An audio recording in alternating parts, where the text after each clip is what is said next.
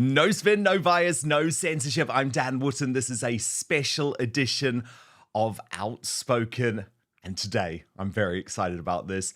The body language guy and the royal rogue now joins Outspoken for the first time. Jesús, Enrique, Rosas. And I cannot wait to get his verdicts on our biggest politicians, British media figures, and of course, the royal family and the non-royals too, right, over in Montecito. Please click to subscribe to our brand new independent news source. Turn on the notification bell so you'll be alerted to our brand new live shows, uncancelled interviews, and special royal episodes. The best way to support Outspoken, though, is by subscribing on Substack. You can get a monthly paid subscription there to access to our uncancelled after show. That actually returns on Monday. And we run every Monday to Friday with half an hour of additional content. The Substack also has my exclusive reporting and columns, access to our live chats on the Substack app, and the chance to join a thriving community. Most importantly, though, it's a safe space, free of censorship. But I do understand how difficult things have been this past year. The most important thing is simply that you subscribe. Enter your email address at www.outspoken.live. You can do so completely for free, and it means that we avoid, hopefully, touch wood, big tech censorship in the future, or cancellation, because I know all about that. But now, let's go.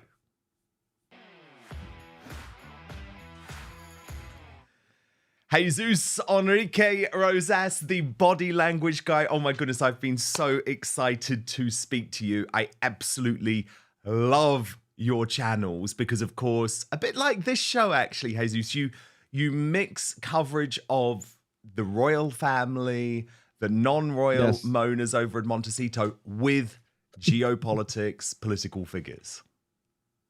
Yeah, it's a bit of, everything's a system, Dan, and thank you for inviting me. I'm very flattered. I'm a big fan of your job, of what you do.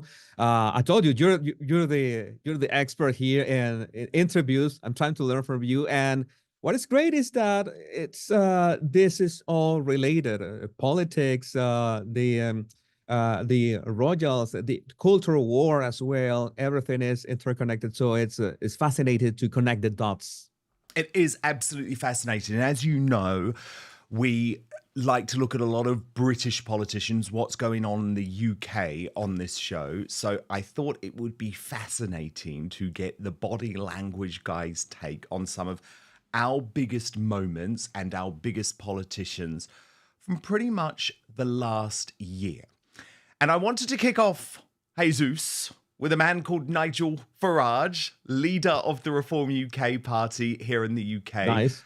But also the man who many predict will be the next Prime Minister of the UK. Now, over the past year, we have been left shocked and horrified by the Southport massacre and this terrible butchering to death of 3 young girls at a Taylor Swift dance concert. I think it very much changed the political mood in the UK, Jesús, because it came so soon after the election of Keir Starmer, or Slippery Starmer as I call him, to the role of Prime Minister.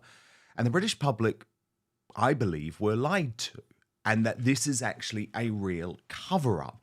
And Nigel Farage has probably been one of the only politicians, alongside maybe Richard Tyson, Robert Jenrick, actually brave enough to talk about what really went on in Southport. He's received a lot of criticism for it. So I wanted to look at this interview where he talks about it and then get your reaction. On Southport, all I can say to you right now is I know a hell of a lot more than the British public know. A hell of a lot more.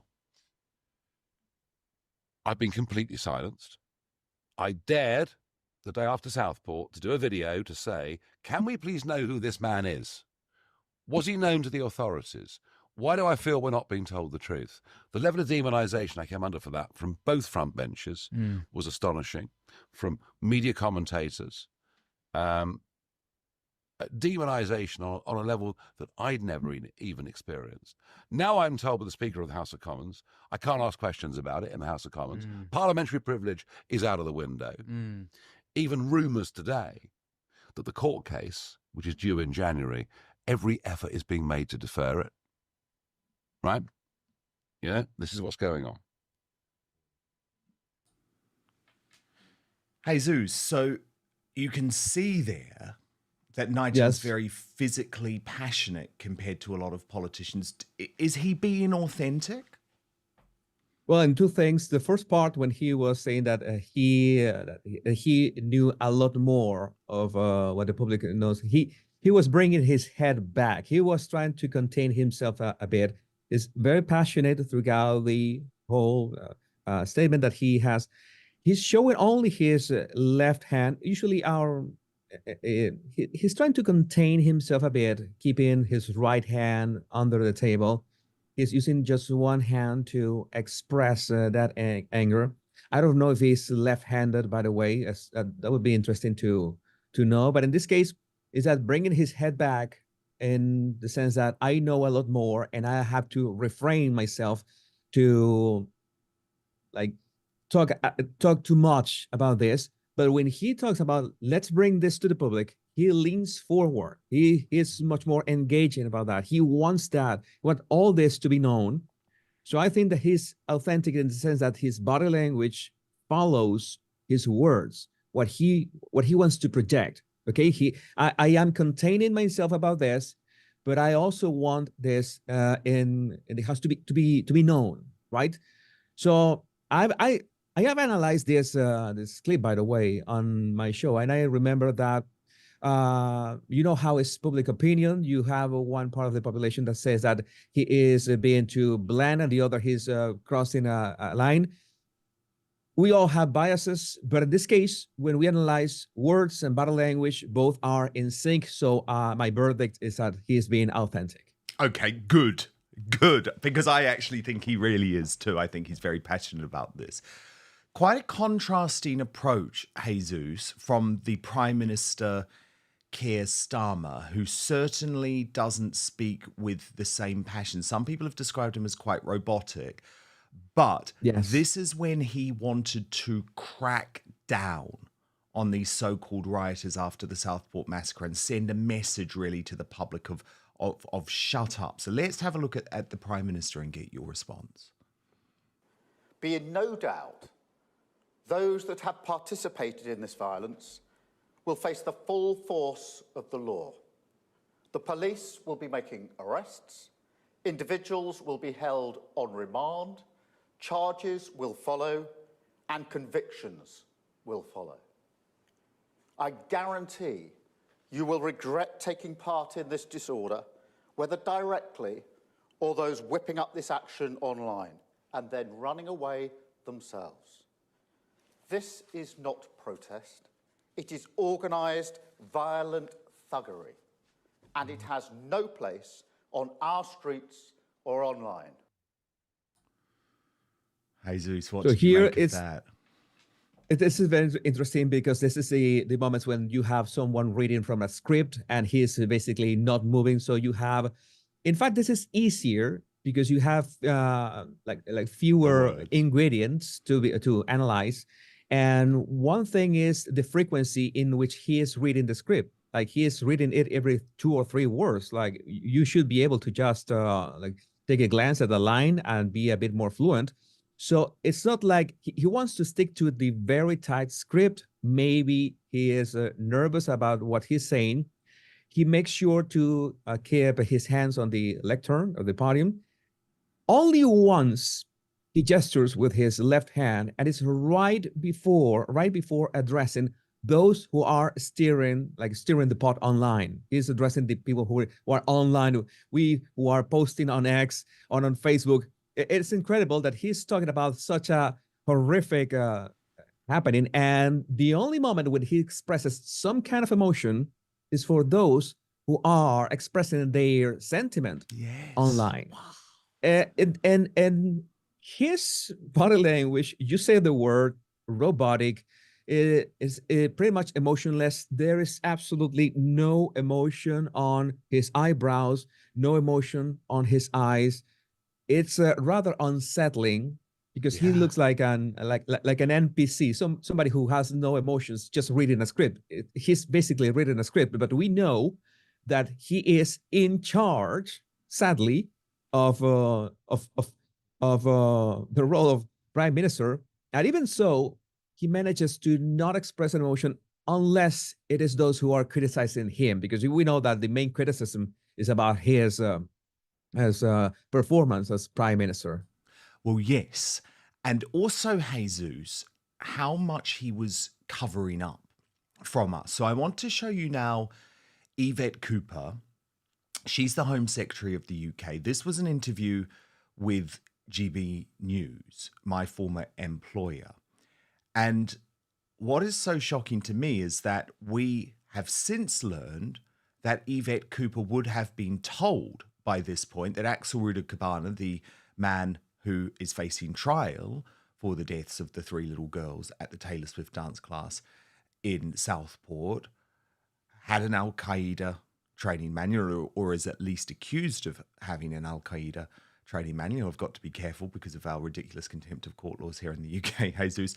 And also that he was accused of producing ricin. Now, she knew about that at the time, according to the former Prime Minister Liz Truss, who has appeared on this show, according to the former Foreign Secretary, the former Home Secretary, Priti Patel, now the Shadow Foreign Secretary. However, can you tell if she was deliberately covering something up here? Let's have a watch. The investigation, of course, we heard from Merseyside Police yesterday that it isn't being considered a terror-related incident. How do we know that it's not terror-related? Well, there is a serious criminal investigation underway because this was a horrific attack. It's important that the police pursue every single avenue, and that is what Merseyside Police are now doing. I support Merseyside Police in that work, but it's immensely important that they need to be able to continue that. And they will provide updates. You'll understand that I'm not going to say anything that would cut across their investigation or prejudice that investigation, as I take that investigation immensely seriously into this truly horrific attack. We're in a bit of a knife crime. Was she telling us the truth, Jesús? Well, she's making a very standard statement that we're going through this, we're going through the investigation. She is controlling her body language a lot. I've seen her body language, her standard or usual body language is that she keeps her hand gestures at waist level, so we cannot see those gestures right now. When she's listening to the question of the journalist, it's something that you should take into account, that she is already like nodding, right? She's like acknowledging that there's problem, but at the same time, it is a question. You don't have to really nod to a question. It is not necessary. So maybe she is doing it in some kind of reciprocity way, that so you can agree what she's about to say. It is just a possibility. It is not a concrete verdict. It's the kind of things that we do in body language that, okay, maybe she is agreeing to the question itself, or she wants you to agree what she is about to say.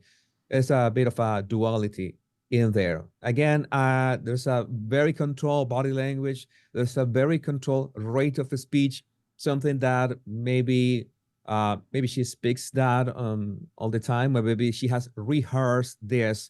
I wouldn't be surprised that she has rehearsed these words. So make sure that's in such a sensitive topic, and everybody's just glued to the screen to see what she's about to say, that she might have rehearsed this in a way to not say anything out of the script, so to speak. So that is what I see as something that is completely devoid in the sense that you try to stick to that script.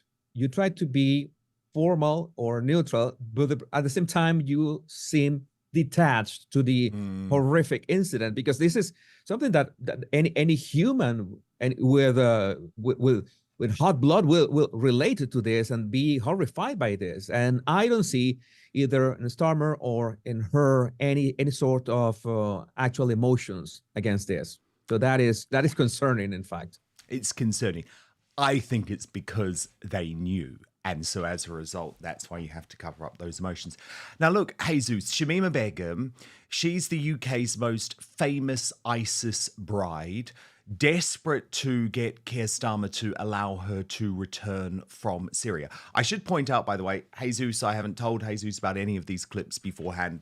We're watching live. I was going to together. mention that. I'm Yes. blind completely. Yes. I haven't seen any of this. Yeah, I don't know what should you're have mentioned gonna that at the top. produce. Yes, exactly, exactly. I should have mentioned that at the top. So Jesús isn't prepared for this. He may have seen some of these clips in the production for his show, but he hasn't had any warning today. So Shamima Begum, she now claims that she's a reformed woman, that she should be allowed back to the UK. I think it's an act, but what I want to do is go and look at one of her early interviews to see if you really believe, Jesús, that she has expressed any contrition about the fact that she left the United Kingdom, this country, to go and join ISIS. Allowed to come home or not? You know that, do you? Okay. What are your feelings about that? I think a lot of people should have like sympathy towards me for everything I've been through. You know, when I didn't know what I was getting into when I left, and I just was hoping that maybe for the sake of me and my child, they let me come back. Okay. Because I can't live in this camp forever. It's not really possible. Now, is she someone who cares about what she's done?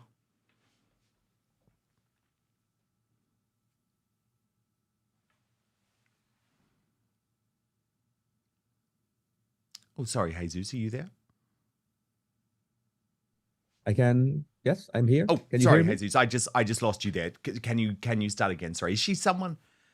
Yes, I'll just say. Yes, I thought this is my, there's maybe an appreciation in terms of that. Okay, maybe she regrets that this was not the best idea. Okay, but is the coming back to the UK? You are so right, in which you need like actual repentance, have remorse about that, and say, okay, I'm gonna be a good citizen this time. And I see that when she answers these interviews, she's always looking away from the journalist. That can mean two things: that she is embarrassed of what she did, or she is not confident or not to be trusted of what she is saying. Like that is a 50-50. That is a first 50-50.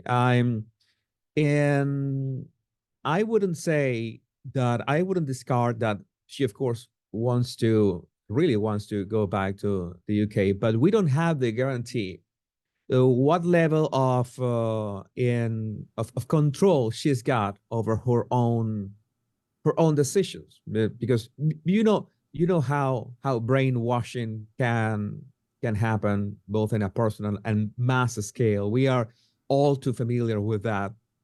And the problem with brainwashing is that sometimes the body language can follow so closely what the person is saying, is that you cannot discard the fact that maybe they are trying to express something, maybe they are trying to express remorse, but there's something off. I have always seen her interviews, especially there are a couple of interviews of her that I remember that she was looking directly into the camera, and I couldn't help but think that felt like a hostage recording, like she was being forced to say that, and that always gave me bad vibes. On a personal note of her case, I always thought that it was a very bad idea to let her back into the UK, but that would be a security hazard. I don't think it is worth. I don't think it's worth the trouble, the possible trouble. Will be an alleged trouble if she comes back, but also a message to anybody who wants to make this kind of decisions. You need to understand that you have to live with the consequences of your decisions, and this is not to be taken lightly. So I think in many ways I said, okay, this is 50-50. Maybe she is for real or she's not. But the problem is what is at large. It's the interest of a whole country in terms of what is what it means to feel safe in the UK. And I think Shamima has been for bad or for good an example of that, of what is to live with the consequences of your actions and what it means to, hey, you know, we have to draw a line here. You cannot just say that, oh, I mess up and can I go back? No, you can't. Jesús, I want to move on to Sadiq Khan. He is the mayor of London.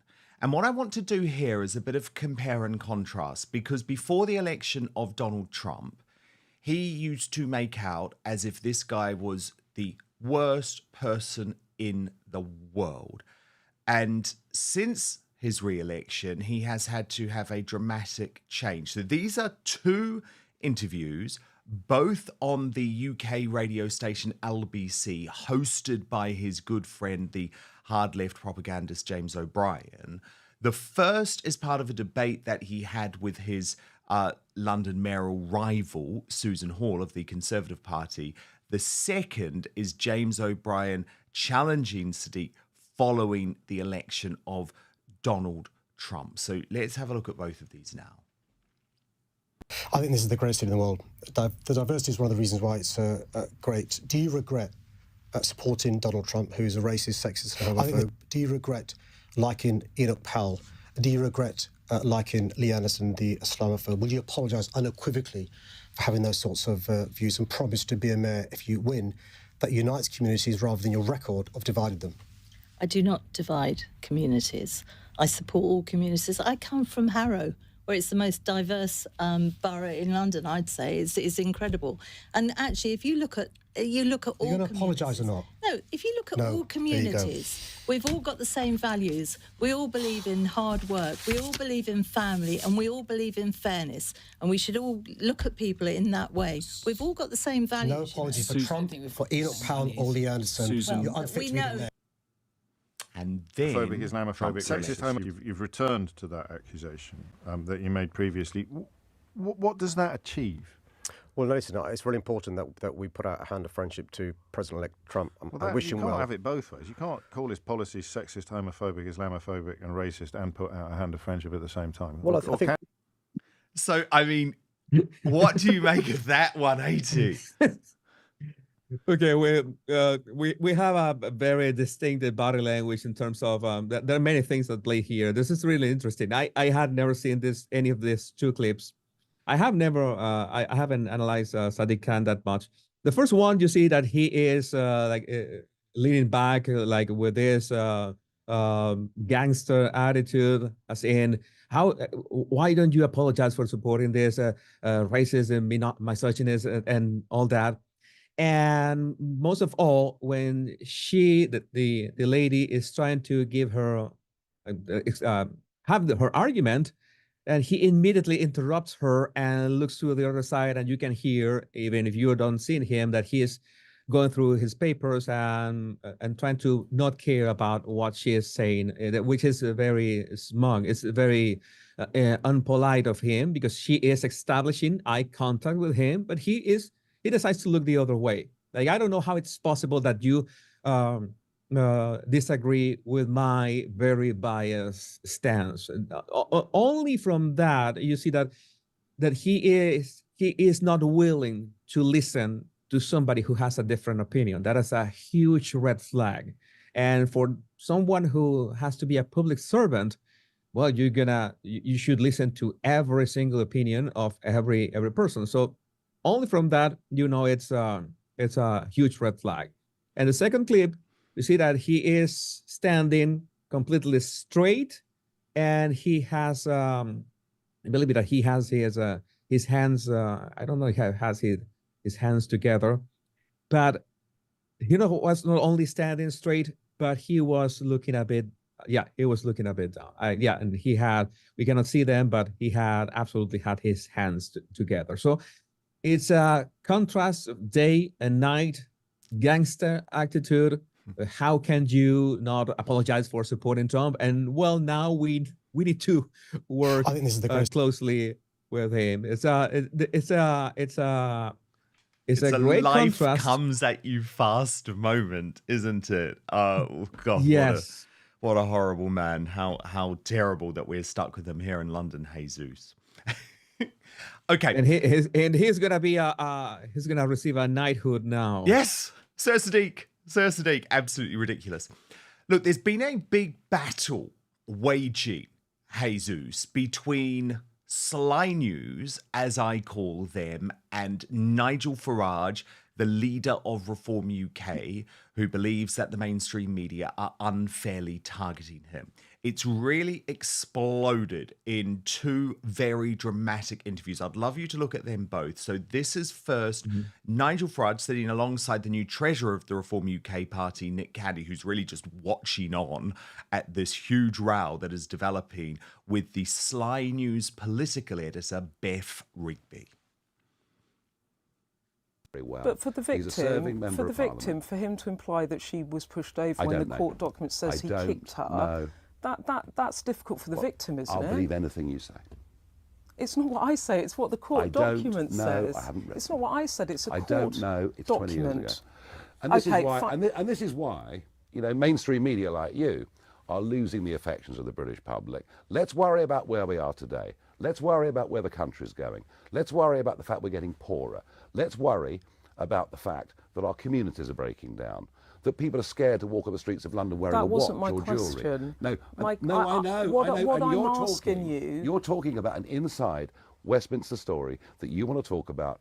If you want to professionalise the party, then these are questions people are going to ask. And if it was another political party and this has happened, you would expect me to ask them as well. I have not heard you ask a single Labour minister about the case where a man was on the ground in Runcorn. What did you make of that? Well, I see two things. I see the questions in bad faith, which are classic in these scenarios. And usually I say that one should have a civilized debate, but in such a case, like the clip that we saw with Sadiq Khan, sometimes you cannot have a civilized debate. And Farage did the right thing, was cut her off. You interrupt the person. You have to interrupt them. Like you will not go forward with theirs.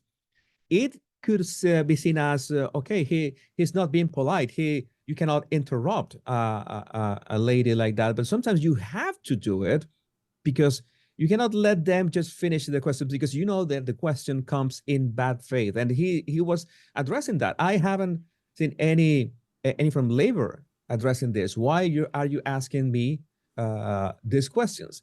This is meant to erode someone's not even a stance, because these questions are made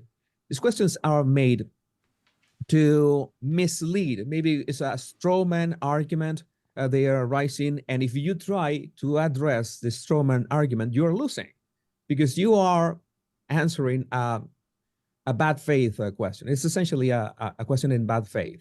So Farage's attitude is very nonchalant. I think that he's the best at deflecting this kind of stuff. He keeps leaning down. He makes sure to have this his right hand like flat on the couch, on the sofa. He's trying to maintain his composure, but what he does is to try to deflect a question that it cannot be answered. And what about Beth Rigby?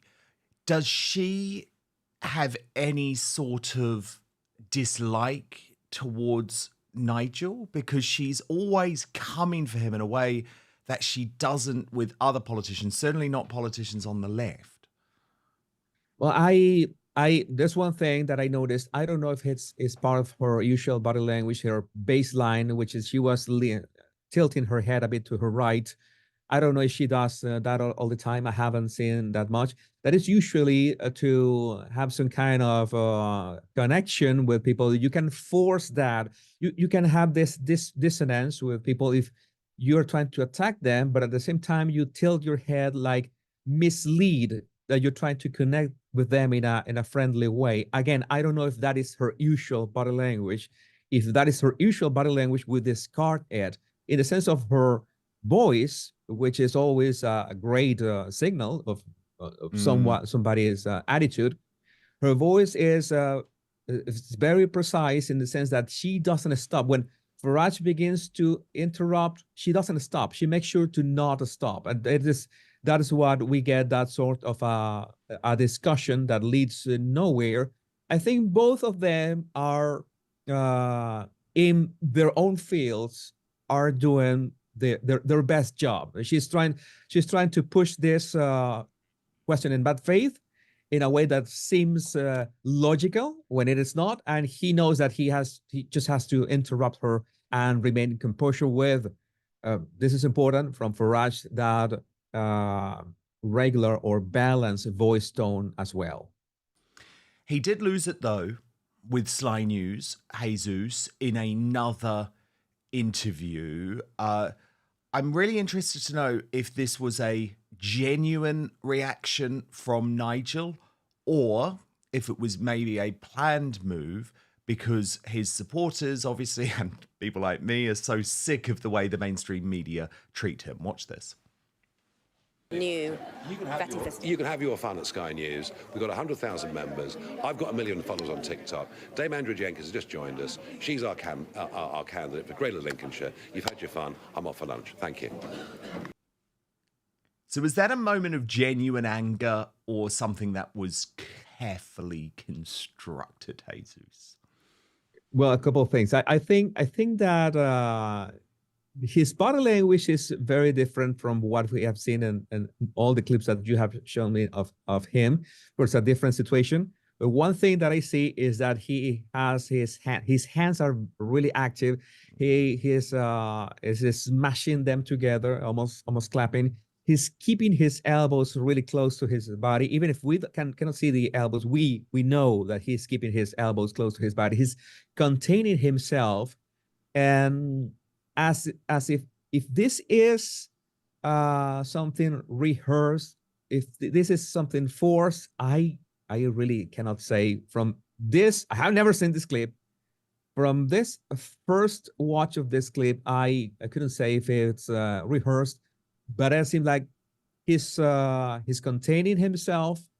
My critical thinking would say that if he rehearsed this, or if he was practicing this, maybe he would have practiced a more natural stance and not such a threatened stance. Like, I'm keeping my elbows close to my body. When you keep your elbows close to your body, it signals that you are threatened.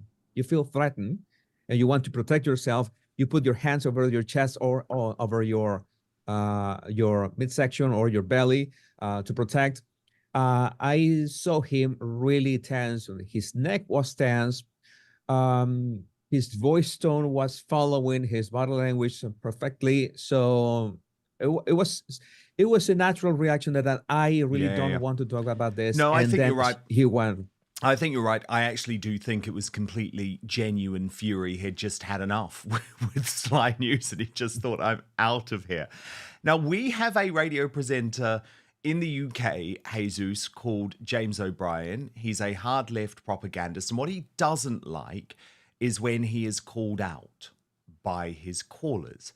And there was an incredible moment last year when he was completely owned by a farmer when he was having a debate regarding the farmers' protests. And actually, it gets to the point where James O'Brien is so horrified by this caller, he actually signals for his producers to turn him down, to get him off. He couldn't cope. But I'm really fascinated for your verdict. You can obviously only see James O'Brien, but you can hear the caller. So let's have a watch. As a farmer? Absolutely. No, I've explained several. Do you listen to this program? So when you... No, I don't. Well, how can you have such strong... I think you're an idiot. How can you have such strong views about me then? Because the few times I have listened to you, I heard how you speak to people. You talk over them and cut them off, like you've done to me. Down with that sort of thing, Charlie? You are down with that, I know. That's what you love. I mean down with talking over people and shouting at them. Oh, I'll shout at you. I'll give you everything that you try and give me. I've tried to give you a fair hearing. You haven't. You haven't at all. Okay. I pointed the facts to you and you won't accept it. Okay. You know nothing, James. Stick in your London liberal lefty wokeism. You know nothing about farming. That was a farmer. Absolutely. Now, what's really interesting there, Jesús, having worked in talk radio before, what I saw was him signal to the producers like that. And what that means is get this caller off. I don't want to hear from him anymore. And at that point, you would notice the volume of the caller started to go much lower. So the producers were clearly turning him off. So was James O'Brien genuinely upset by being owned by that caller? There's a couple of things that I don't understand. You have a radio show. You should be able to ask questions, right? Somebody is attacking you. You ask questions. Okay, tell me in which. Why do you think I am? There's a basic debate rules, and you see that he has his arms crossed and he is progressively like hiding behind the mic. Look at that. It's like he's hiding behind the mic, and because he is embarrassed.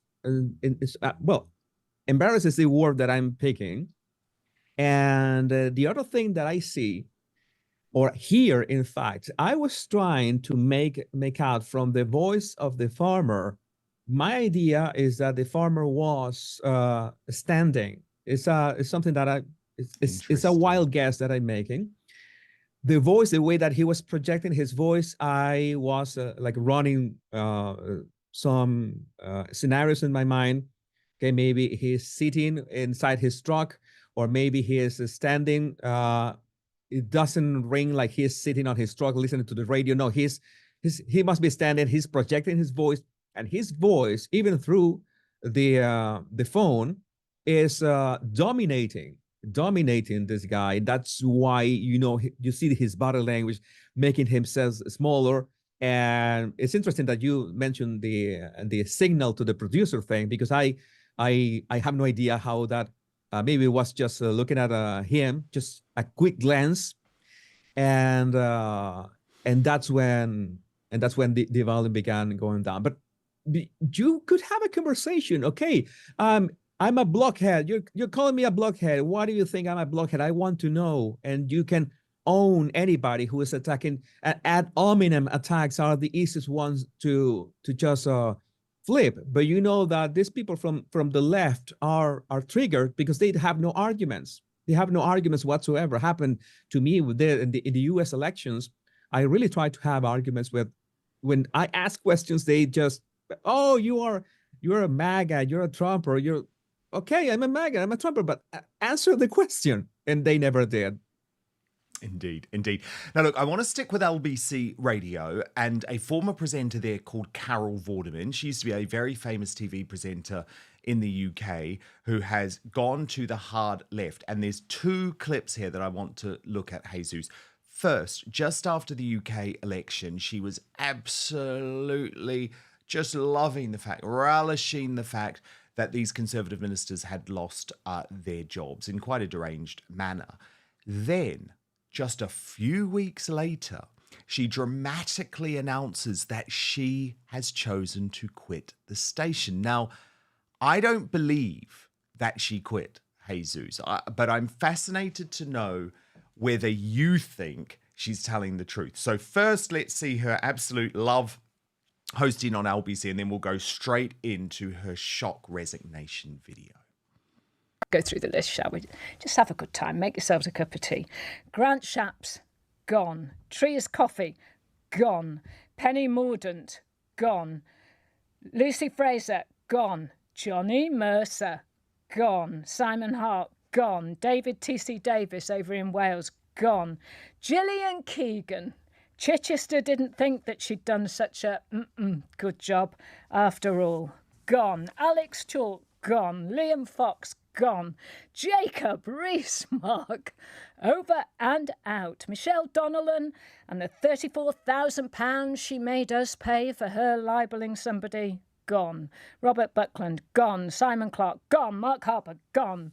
Quite a few survived, of course, in their very safe seats. They'll now be fighting it out for who will be the next leader of the Tory party. Who cares, really? And then just a few weeks later, if we go to the next video, Jesús, she quits.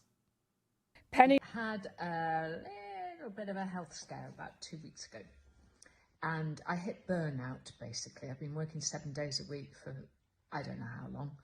And I got to London, yet again, I don't live in London, with my suitcase, and I felt very unwell, and I had like a tight feeling in my chest, and I was utterly exhausted again.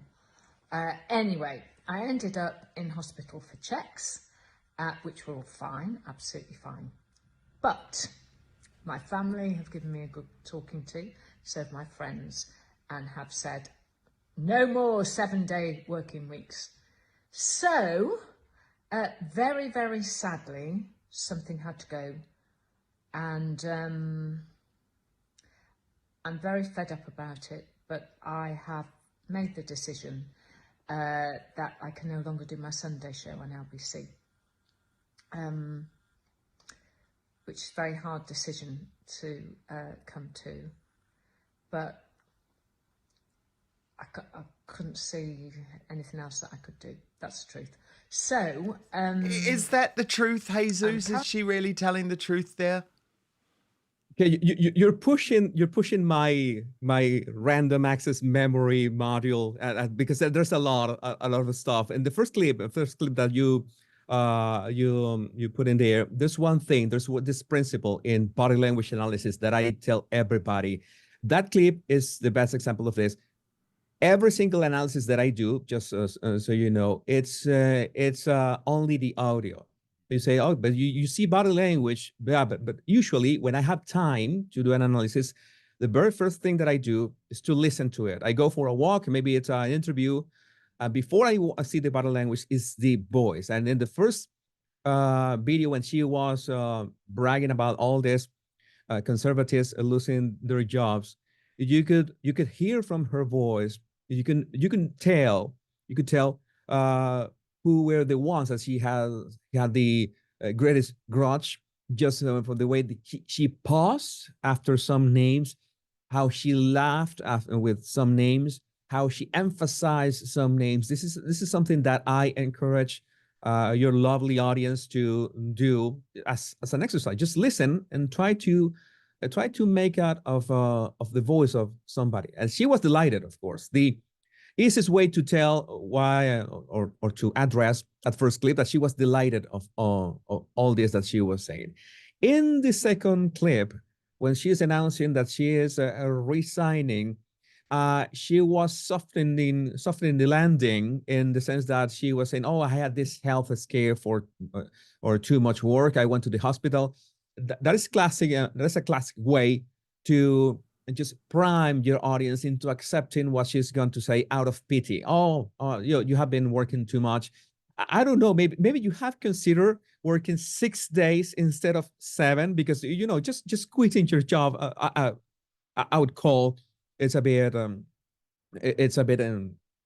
excessive. I think, especially when you love what you do. Okay, if you're working 7 days a week, she doesn't look like the person that is forced to work 7 days a week. I work 7 days a week because I love my job, and well, maybe I'm privileged in that case. But another thing, from this kind of videos, I have a problem with these vertical videos that people record with their phones, because in some of these apps that they record, these apps flip the image. So what is your left side becomes the right side and vice versa. What is this important is by the orientation of the eyes. Usually when we orient our eyes to the left side, that is, I'm pointing right there, is that we are remembering, it's a rule of thumb, and when we're pointing to the right side, we are more creative mode. It's not that we are lying, but maybe we are trying to find the words for something. I see that she's looking away from the camera a lot. She is having this tongue display. She's doing this. Maybe it's a wetting of her lips. Maybe she is too nervous about this. She's too nervous about this statement, and she's having this nervous smile at the same time. I think she's the trying to video smile. definitely is flipped, but the other issue with her, Jesus, and I make no judgment for this, a lot of work, a lot of work, which sometimes does mean that there's not so much emotion showing in your face, if you get what I mean. But stand by, Jesús, Enrique, Rosas, because the body language guy, the royal rogue, is going to take on Britain's royal family and the Montecito moaners in just 1 minute. Back with Jesús very shortly. But first, you know how often I talk about the need for free speech to be protected, but I've been increasingly thinking of the need for personal protection online from snoopers, bad actors, and hackers, and I'm delighted to tell you what my solution is. This VPN is a life changer when it comes to providing you entertainment and information from anywhere in the world, as well as that protection. So let me talk about Surfshark. It is an easy and incredible service that encrypts all your internet traffic, meaning your online activities stay safe so you can shop, stream, browse, and conduct your banking online in complete privacy. But the benefits of Surfshark go way beyond keeping you safe. It also allows you to access your favorite entertainment and news shows and news channels from anywhere in the world, wherever you are at any time. Plus access, this is the big thing now, to all the streaming services internationally, including the ones that might be geo-blocked in your region: Hulu, iPlayer, HBO Max, Peacock, Netflix, Amazon Prime, Disney Plus. You can be within seconds watching as if you are in another country. Or if you're traveling for work or on holiday, you can also get all your favorite content from home, including sports. This is an insurance policy too against creeping censorship in many countries like France, which has now blocked Rumble for many months. So effectively, with Surfshark, you can watch anything, anytime, anywhere, wherever you are. This is true freedom. It can also be a money saver if you use it in the right way as well, because do you know, I actually didn't know this before I was with Surfshark, but there are some websites in the world that will actually change their prices depending on where you're buying from. Other benefits of Surfshark include the use of unlimited devices, meaning you can protect your entire household with one subscription via the 3,200 servers in over 100 countries. If this is your first time using a VPN, by the way, though, I completely understand it. The great thing about Surfshark is there is 24/7 customer service. I found signing up, though, incredibly easy. If you go to surfshark.com/outspoken right now, you will get an extra 4 months of Surfshark at an unbeatable price.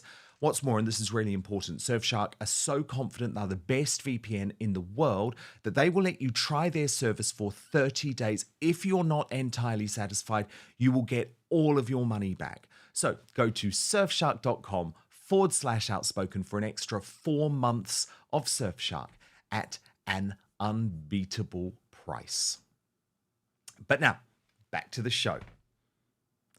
The Royal Rogue, Jesús Enrique Rosas, joins me now live. And Jesús, oh my goodness, I love your analysis of the British royal family and the Montecito moaners. And I really wanted to look at a couple of the key moments over the past few months that we've been speaking about a lot on Outspoken from an editorial point of view, and get you to analyze what you think is going on from a body language perspective. And I want to kick off with this video of Prince Harry and Meghan Markle. Now, they hadn't been seen together at this point for weeks and weeks and weeks. And rather than being comfortable in each other's company, they actually seem to be quite nervous of each other from my point of view. Now, I guess I should put the caveat that this was a video to commemorate Remembrance Day in the UK, so there might be some reasons that it was quite formal. But let's have a look at this, just a few little moments from this video, and then I'll get you to react to the back. Colombian and Swedish governments, the World Health Organization, UNICEF, and the Special Representative of the Secretary General on Ending Violence Against Children for bringing us all together today. The first ever ministerial conference on ending violence against children comes at a crucial time and, quite frankly, should not be required. But here we are. We are at a crossroads where the urgency to reassess and redefine our approach to protecting children has become increasingly evident. While the necessity has always been apparent, it is now time to translate that awareness. What did you make of that, Jesús? Well, one thing, that I have analyzed Harry and Meghan for a long time and a lot of footage. And one thing that Harry does when he's nervous, that he begins to move his eyebrows a lot up and down. When he was more relaxed, I remember from those years pre-Meghan, let's say 2015, 2014, you saw that he could be awkward in some speeches when he gave them, but he was way more relaxed, and his voice he could project his voice a bit more. It is a secret to absolutely nobody that his body language changes the moment Meghan is remotely near him, or remotely in the frame. It's like that James Corden interview on YouTube, in which he was so relaxed, he was so great in California, and all of a sudden when they FaceTime Meghan, his body language changed. One of my greatest analysis of Harry has been watching his body language change just because James Corden was FaceTiming Meghan. So I think his attitude, the way that he holds his voice, he's pulling his punches. He should have more energy. Absolutely, he still looks maybe healthy, maybe not as healthy as a couple years ago, but I think it's the proximity of that judgment of, I hope that Meghan thinks I'm doing this well. I hope that Meghan thinks I'm doing things right. And this is why so many times when, for example, in that United Nations speech, he did so poorly and he was so upset, and you saw both of them so upset. In this case, well, Meghan's body language doesn't say much, because she really didn't talk much, and the camera was on Harry. Indeed. Now, another big moment was when Harry went on stage at the Deal Book Summit for an interview with Aaron Ross Sorkin of the New York Times, and was asked in a sort of roundabout way to address the troubles in the marriage. And Harry, I thought, was really angry during this interview in a lot of ways. But what I found fascinating is that he had an opportunity to put it all to rest, and he chose not to. But let's have a look, because I'm really fascinated to know what you think was going on here. And I was looking even as we were in the race coming up to this day. I Googled News You, and there were people who are fascinated by everything you're doing all the time.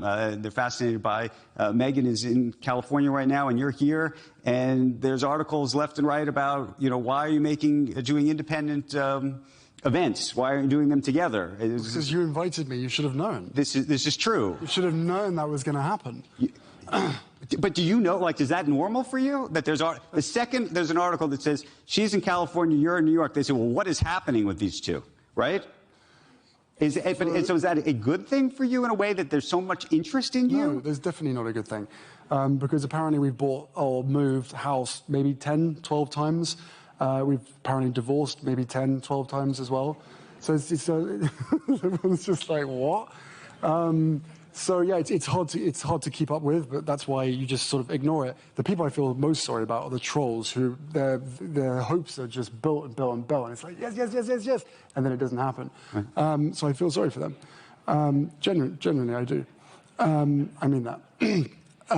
But yes, I have no doubt that everything that we've spoken about today, in the last, the clock's on zero, 25 minutes. Will be spun or twisted somehow against me, and maybe you yourself, it's possible, will be trolled relentlessly, and for that I can only apologise.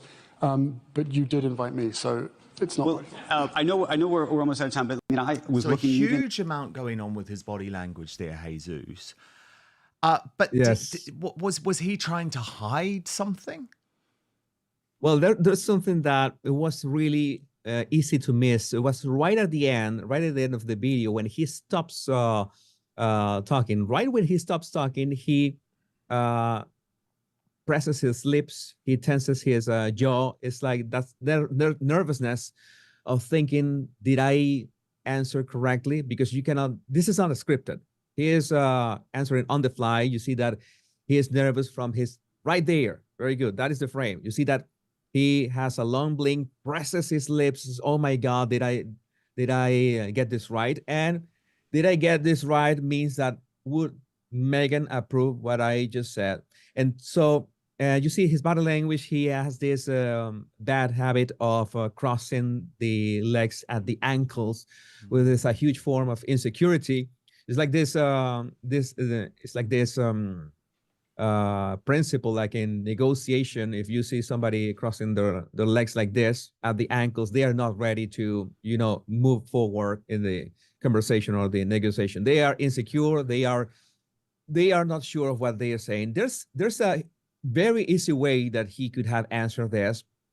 He could have gone with that. Oh, I am glad that they are so that everybody is taking a look at us, is always talking about us, because then we can highlight our work with our charities, and he could be highlighting all the charities, and people then, if they are talking about us or talking about charities, that would be the easiest way. And I don't know, this should be the kind of stuff that you should surround yourself with people who can come up with this and tell you, hey, Harry, if somebody's going to ask you this question, then you have to answer like this. And you just rehearse that 2 or 3 times, and that's it.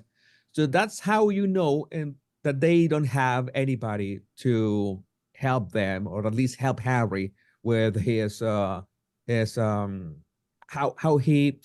he presents himself, how he answers these questions, how he controls his body language.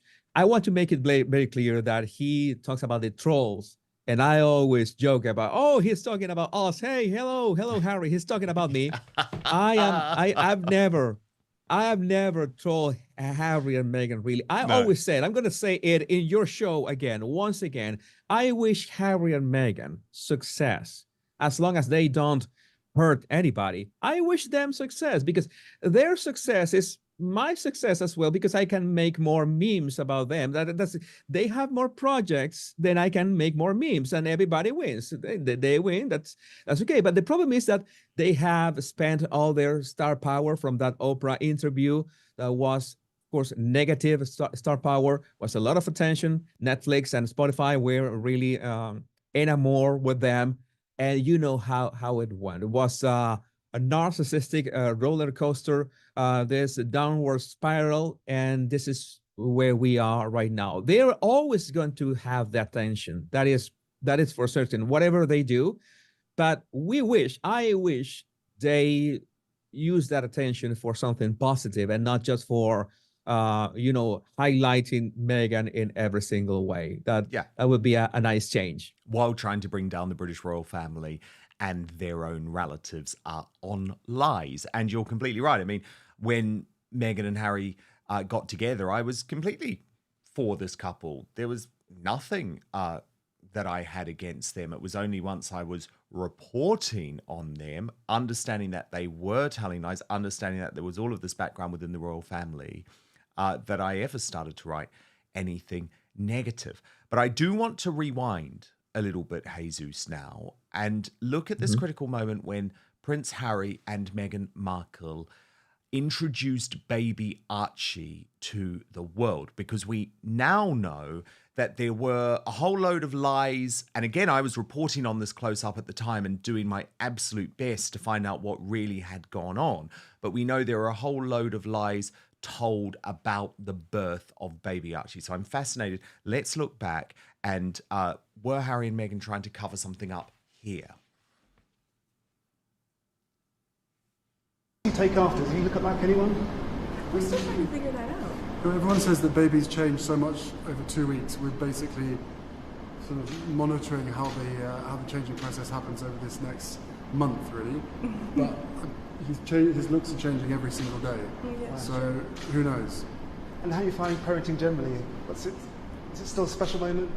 Yeah, that's great. I mean, parenting is amazing. It's only been 2.5 days, 3 days. Yeah. But we're just so thrilled to have our own little bundle of joy. What did you make of that one, Jesús? Well, for one, this is one of the few clips that I never analyze on my channel. You have the privilege of me analyzing this on your show, exclusive, for the first time. Yeah, the exclusive, because there's so many things. There's so many things around this. And, you know, this is wild. There are wild speculations. The one thing that I always rang a bit strange with me was Harry's expression. Like, I've seen Harry delighted in many other moments of his life, before and after Meghan, and you expect him presenting very proud his son to the world, to have delight, to have a sparkle, and I don't see it here. I don't see it here. As something was happening, maybe something happened minutes before. There are, of course, all sorts of speculations about Archie himself. I don't like to talk about, the kids. I'm just going to skip that part. In the part of Meghan, I actually see a woman who has just delivered a child. She's got the physiognomy. She's got the the physicality of a woman who was actually pregnant. You know that all that has been said about that. I usually don't touch that subject. I see that she's trying to connect with Harry. Like, you remember what to say. Maybe Harry was nervous because, as usual, she was trying to control the narrative. And we know that not only from the body language from this clip, but all surrounding that, especially after Tom Bauer's book, that they had this delay in the information, that they want to keep all this under wraps, that they fooled the media into thinking it was at a time and then was another.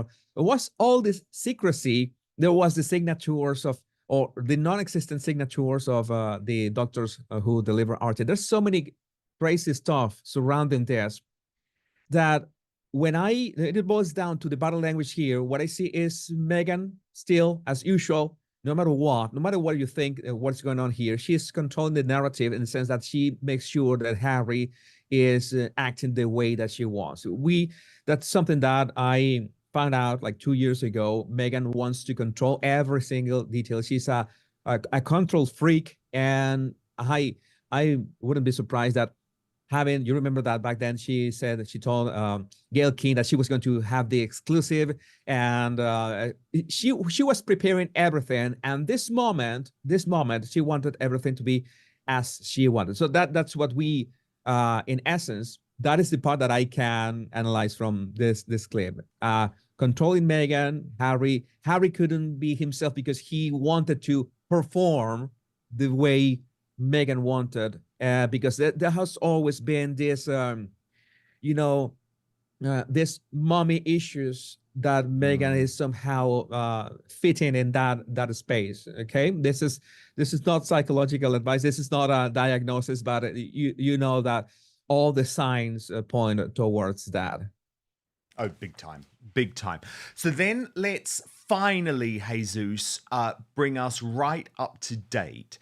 And what I want to look at is Meghan on the red carpet, because this is where we've seen some of the most deranged behavior from the woman who loves to be called the Duchess of Sussex, who loves people refer to her as Mom, according to our royal mastermind, Angela Levin, but then seems to act like a Z-list celebrity when she's on the red carpet. And we've had lots of examples of this, but I think possibly the most fascinating is her with Tyler Perry. This was from the Paley Center Honors event last month.